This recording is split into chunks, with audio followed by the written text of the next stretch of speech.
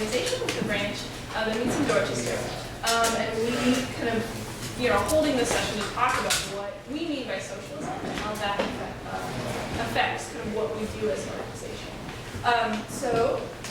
I think what we were going to run is Chris is going to talk for about 15 minutes, and then we'll just open things up for like questions, ideas, disagreements, conversation, anything that you want to talk about that really is relevant.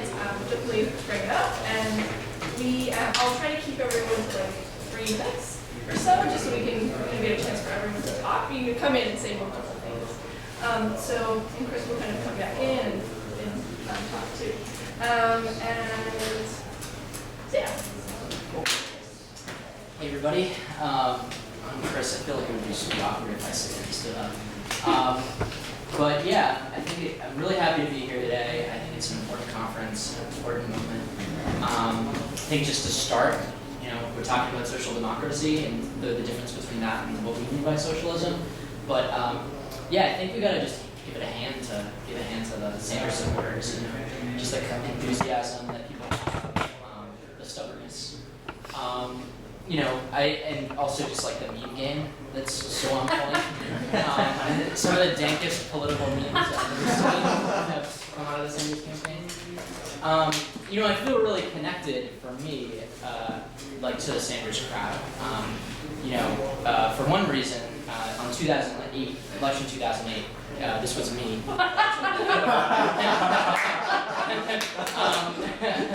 My world was barocked, I guess you could say. Like, there were literal, I don't know if you can tell in this photo, but there were like tears streaming down my face. And what was the best moment of election night was when I went down to the White House. I went to school in DC. And with like 1,000 other mostly fucked up college students like chanted at Bush, his time was done, he's getting out of there, change was finally coming. Except that it didn't. And if you happen to have woken up from that drunken stupor just like yesterday and looked around the world, you might, wonder if there was another 2 terms of the Bush administration, after 2008. I mean, we've got more wars, way more deportations than under Bush, less money in our pockets and more money in Wall Street. And yeah, I think just look at Flint. I mean, that should have been a Katrina moment for Obama in a lot of ways. I think that Sanders has generated all this excitement for all the right reasons, but at the same time, he's really helping to revive ideas that we really should have chucked after 2008. One is that the Democratic Party can be a vehicle for change, and 2, that change can come from above, that we can just look to someone to solve our problems. And I think a lot of people are really hoping in this Sanders moment to really build this socialist movement out of this campaign. I think that's why there's this big turnout for today. But I actually want to raise an important debate that there actually is important differences that we do need to talk about as far as building the kind of socialist movement that we hope for in the future. So yeah, that's the start. I think if you're here, I'm sure it means that you think that there's something profoundly wrong in this world. And I think there's a lot to point to. Just a few things, just like when a young protester in Baltimore can get 12 years in prison for smashing a cop car, while cops are rarely, if ever, thrown in jail for killing black people. When CEOs, I don't know if you saw this, but get only 1 year in jail for killing 29 mine workers. That, I think, just really points to the fact that we live in a really fucked up world. We're living through the disasters created by capitalism. But at the same time, we haven't just suffered, we've also fought back. We've been on strike in Chicago, we've been on strike at Verizon. Families who have seen their sons and daughters shot down by police have stood up and built movements. We've chanted their names alongside them. Trayvon, Freddie Gray, Sandra Bland, Mike, DJ, Bo, Ramsey White. And I think all these disasters and all this resistance have raised big questions like, why is our world so messed up and how do we solve it? And that's really why as enthusiastic as people are around Sanders, I do have to correct people who say like, Sanders really brought socialism all by himself. Well before Sanders, I was looking for an alternative to the horror. I became a revolutionary in 2011 in the streets of Madison, Wisconsin, and supporting the revolutions that happened, in Egypt and Syria. It's really never been more clear. I think we can say that socialism is in the air right now. But it's also at the same time never been more unclear what socialism actually means. And that's really a problem, because if we don't define it, then somebody else is going to. You just think about, like in the 1960s, that the slogan Black Power was also in the air. And on the one hand, you had the Black Panthers that said Black Power means socialist revolution, black people leading a revolution against capitalism and racism. And then you also had, this Nixon saying Black Power equals Black capitalism. And I think, you just look at who won out when you look at Baltimore.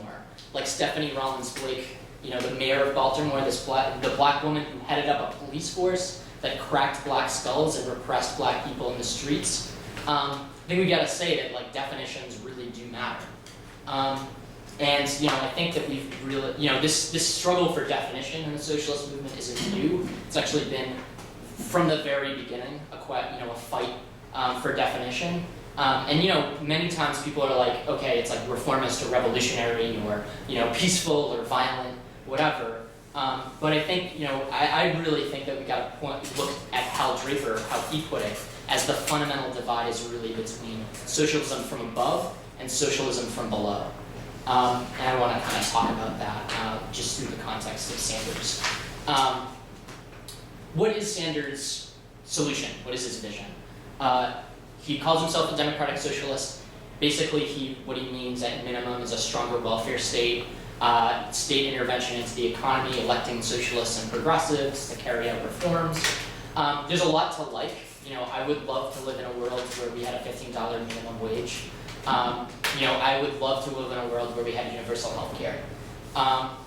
But at the same time, there are also some things that we should loudly reject among Sanders, like his support for U.S. empire, Israeli apartheid, all that stuff.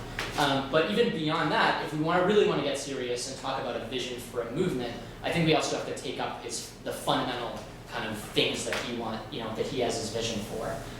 Just take state intervention, right?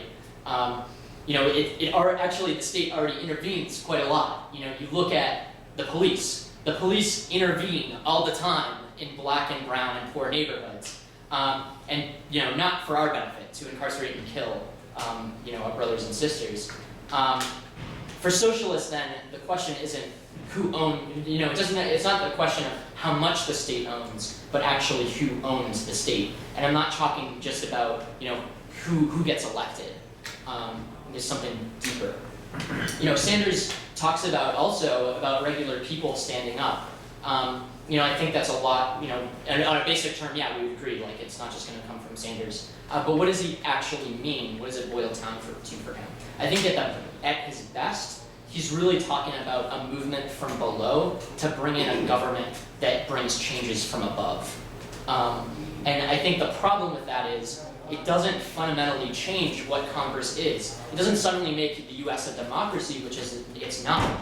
It doesn't change the power of capital in the schools, in the factories, in the media. And I think if we did try to change those things through elections, we'd see how quick our rulers are willing to just throw out what little democracy we do have.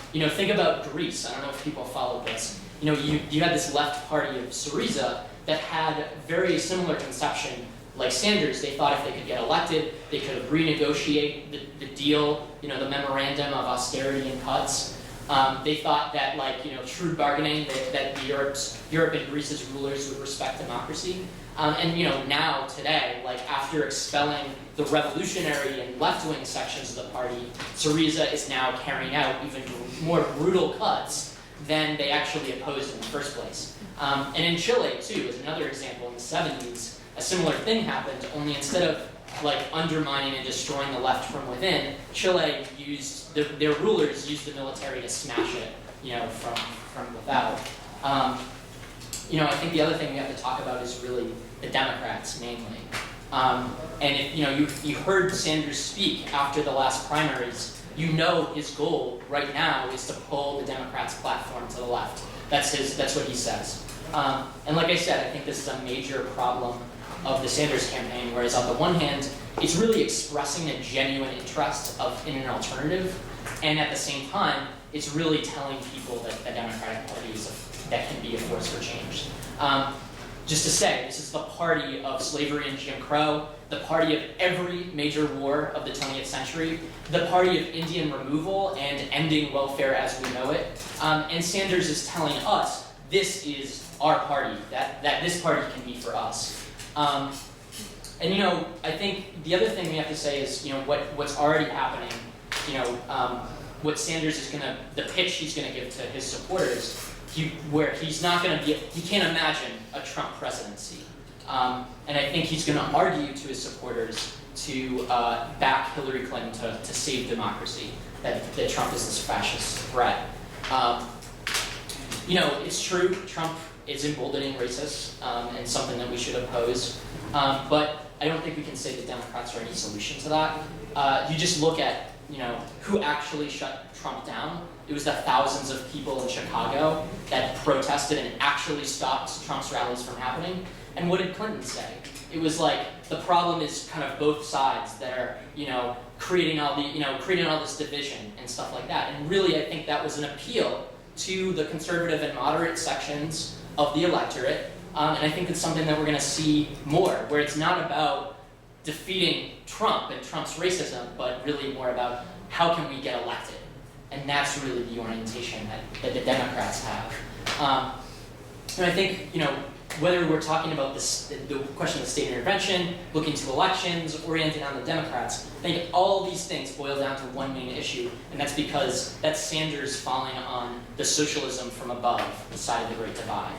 I think just to boil it down, I think Sanders and others like him think that workers should live good lives, but don't think they have the capacity to do big things. They see workers as a suffering class, but not as a revolutionary class. And that's similar to many other different strains of socialism from above, which is not just social democracy. There's more like it, like people that see revolution happening from a tiny group of either direct action, insurrectionists or guerrilla fighters. And from the beginning, socialism from below has actually said something very different. Our alternative is revolutionary socialism. We think that we don't need just a political revolution, but actually a social revolution. We see a bottom-up revolution that doesn't just replace the politicians in power, but actually puts workers in the driver's seat to run society for themselves. We're doing 9/10 of the job already. We create all the wealth in society. The bosses really just don't do shit besides live off the wealth that we create. And it doesn't mean just going beyond Sanders or steps ahead of where he's at. It's actually going in a different direction. This is actually a different path completely. It's not a more peaceful path to the same goal. It's actually a different path to a different goal. And yeah, this is something that Karl Marx and Friedrich Engels wrote about. That was their the first rule that they had in the International Working Men's Association. And just basically it's just the idea that no one can teach you how to ride a bike for you. No one can teach you how to run society by winning it for you. You have to win that stuff for yourselves. You gotta fight the battles and learn that's in the streets, that's in the lecture hall. You've got to build those kind of lessons, those kind of politics that can win. Workers, everyone from people that wear hard hats to teachers and nurses and baristas, that's what we mean by the working class. And what really makes us revolutionary is not because we're the most oppressed, or not because we are the most morally pure. If you talk to anybody that chances are most of them have some kind of fucked up ideas, racist, sexist, homophobic, whatever. But at the same time, capitalism itself teaches us how to fight and forces us to fight. We produce things together. If you work in a supermarket, chances are anything that's on the shelf was produced by not just you, but hundreds of workers up and down the production line, from the factory to transportation to actually selling it. And basically what socialists say is that if we produce things together, we also have to fight together. And that's basic in like any union thing. Injury to one is an injury to all. We have to fight together. And that also means that we actually have to actually take up all the different oppressions and divisions in society. That we have to not just like preach this kind of class reductionism, whatever, but we have to actually champion struggles against racism and sexism and war and oppression and whatever. The other thing is because we have to produce and fight together, we also need democracy. Democracy is an essential component of socialism, because if workers take stuff over, it's not like we can just divide up the supermarket aisles. We have to actually collectively organize things. And that means we have to debate, discuss, and decide together. I think that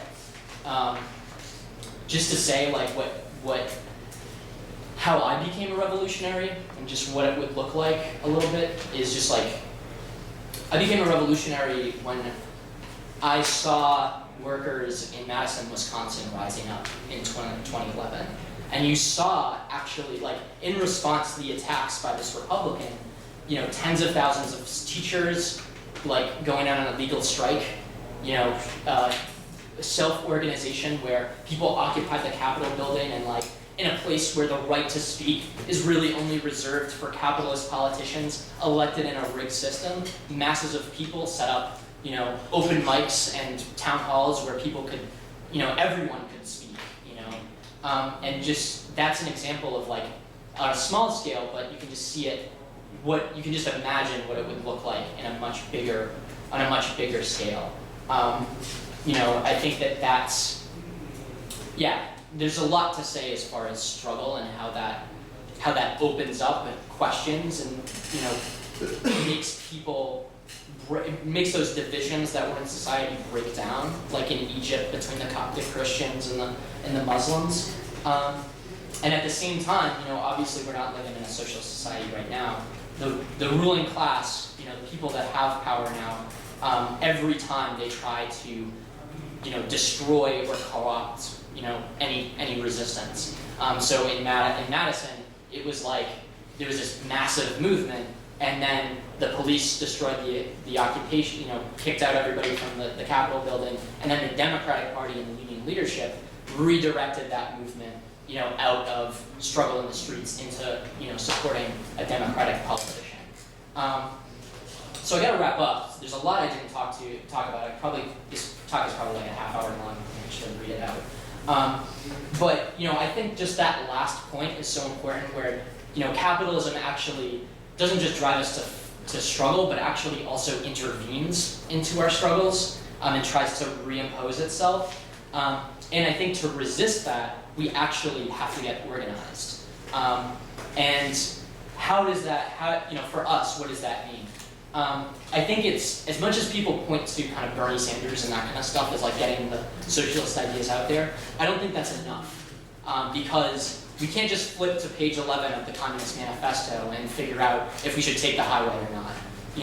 We can't just, we actually need to have an organization of fighters, ultimately we hope of tens and hundreds of thousands of socialists that are united around firm revolutionary principles. Because like if we're discussing whether or not the Democratic Party can be a vehicle for change in one organization, we're not going to be effective to be able to intervene into our movements and really counter the pressure that capitalism is putting on those movements.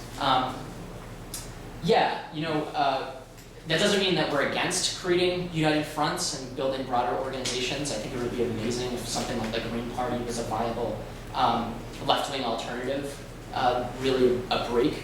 But, until the revolution, revolutionaries will be in the minority. But we do need to organize alongside other people and also organize the revolutionary socialists together to be able to argue for the ideas that can win. And I just want to very briefly just wrap up on the fact that, it's not just there is that difference between reform and revolution, but again, I think the main difference has to be that we need socialism from below.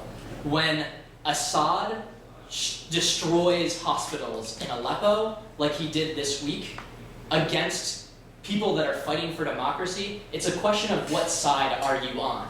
As socialists, where do you stand? And if we're thinking about trying to build not just a movement of socialists in this country, but around the world, because capitalism is a global system, we have to build solidarity and a movement that can actually identify with workers in the oppressed of all countries and not different leaders depending on, you know, the politics and what side they stand on with US imperialism. You know, all that stuff has to be built consciously, piece by piece. 2 steps that I would recommend, you know, checking out the ISO, because I think that, you know, we're trying to contribute to that process, and also, you know, this socialism conference that's coming up in July, where, you know, 1,500 socialists and activists are going to gather from across the country and around the world to actually, you know, not just talk about socialist ideas in the broad sense, but figure out how do we build socialism from below. You know, the working class and the left face huge political challenges today, huge pressures to adapt rightward or just like have this elitist attitude of denunciation. The politics of socialism from below, I think, are the only way to win, and we hope you join us. So, thanks.